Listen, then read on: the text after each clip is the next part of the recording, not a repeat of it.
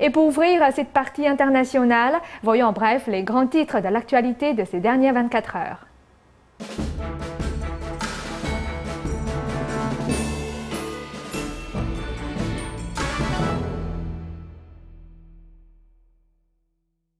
L'auteur mexicain Carlos Fuentes est décédé à l'âge de 83 ans. Ancien diplomate, Fuentes a été connu pour ses œuvres comme La mort d'Artemio Cruz et The Old Gringo, le premier best-seller aux États-Unis écrit par un ressortissant mexicain. Selon le dernier sondage, 78% des Grecs espèrent que le futur gouvernement pourra adopter tous les moyens possibles pour maintenir la Grèce dans la zone euro.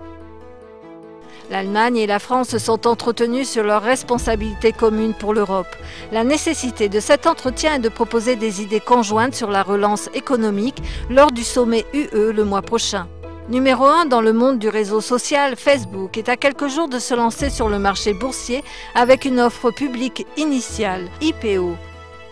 Alors que la révolte contre le régime de Bachar al-Assad entre dans son 15e mois, la répression ne montre aucun signe de répit et les combats entre forces régulières et déserteurs se multiplient.